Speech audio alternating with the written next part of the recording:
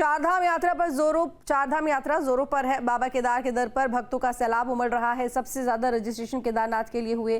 प्रशासन चप्पे चप्पे पर निगरानी बनाए है। आपकी स्क्रीन पर उत्तराखंड के चारों धामों की तस्वीरें हैं, जिसमें भक्तों का सैलाब देखा जा सकता है। केदारनाथ, बद्रीनाथ, गंगोत्री धाम, यमुनोत्री धाम, चारों धामों के कपाट खुल चुके हैं और प्रॉपर तरीके से अब चारधाम यात्रा की शुरुआत भी हो चुकी है। बड़ी संख्या में लोगों ने चारधाम यात्रा के लिए पहुंचना शुरू कर दिया है। दर्शन शुरू हो गए हैं, लेकिन बड़ी संख्या में लोग पहुंच रहे हैं केदारनाथ धाम। सबसे ज्यादा रजिस्ट्रेशन ही केदारनाथ धाम के लिए किए जा रहे हैं।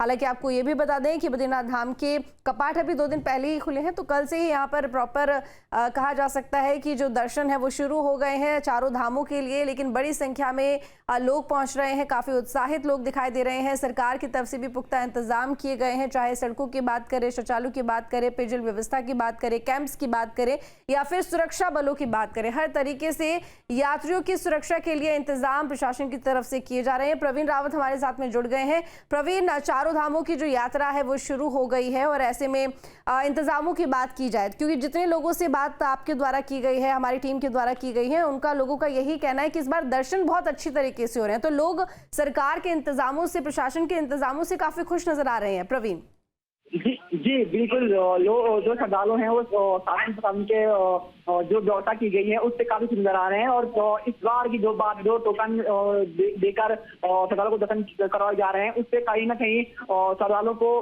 आसान दर्शन हो रहे हैं और टाइम पे दर्शन हो रहे हैं। ठीक है, इसके साथ ही ये भी जानकारी मिल रही है कि ऑनलाइन रजिस्ट्रेशन तो केदारनाथ धाम के लिए सबसे ज्यादा हुए ही, लेकिन ऑफलाइन रजिस्ट्रेशन में भी सबसे ज्यादा रजिस्ट्रेशन केदारनाथ धाम के लिए ही हो रहे हैं।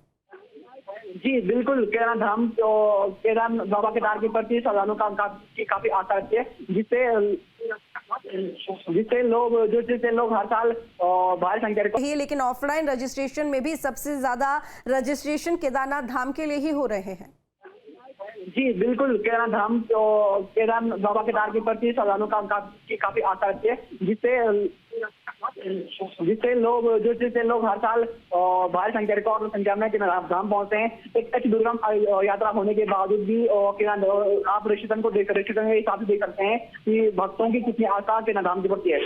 इसके साथ ही देखिए, अगर यहाँ पर मूलभूत सुविधाओं की बात करें, चाहे साफ सफाई की बात की जाए सड़कों पर या और चारधाम यात्रा के मार्ग पर, या जो पेय व्यवस्था है उसकी बात करें, शौचालयों की बात करें, इन तमाम व्यवस्थाओं को लेकर भी जो लोग हैं, श्रद्धालु हैं, वो काफी संतुष्ट नजर आ रहे हैं। प्रवीण जी, शासन प्रबंधन और सफाई की तमाम व्यवस्थाएं की गई हैं और लगातार जो पैदल मार्ग हैं उन पर सफाई के लेकर प्रत्येक किलोमीटर पर 20 सफाई कर्मी तैनात किए गए हैं, जिससे किसी भी प्रकार की समस्या न हो। जो बैनर पॉइंट है उनको चिन्हित कर फोर्स तैनात की गई है, ताकि अगर कोई आपदा स्थिति होती है तो उससे ही निकल जा सके। ठीक है, साथ ही ये भी जानना चाहूंगी, क्योंकि उत्तराखंड में 11 जिलों में अलर्ट जारी किया गया है बारिश का और बर्फबारी का, साथ ही आंधी का। तो ऐसे में इन चारों धामों की अगर बात करें तो यहाँ मौसम फिलहाल कैसा, और क्या कुछ जानकारी मौसम विभाग की तरफ से क्या अलर्ट जारी किया गया है इन चारों धामों के लिए?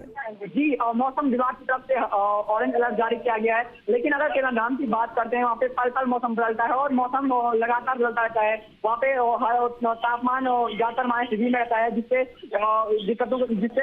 काफी दिक्कतों का सामना करना पड़ता है। इसको अब जो मौसम विभाग की ओर से अलर्ट जारी किया गया उसको लेकर शासन प्रशासन की और तमाम व्यवस्थाएं पूरी कर दी गई है। यात्रियों को इसके पॉइंटों पर रोका जा रहा है और तमाम चेतावनी मिलेगी वो भी मौसम के नीचे जो सोनप्रयाग हो गया और जो नीचे यात्रा पड़ा उनको रोका जा रहा है, यात्री को रोका जा रहा है। कम संख्या में यात्री को ऊपर भेजा जा रहा है, ताकि अगर मौसम खराब होता है तो उसमें किसी प्रकार की समस्या का सामना न करना पड़े। बहुत शुक्रिया आपका तमाम जानकारी के लिए।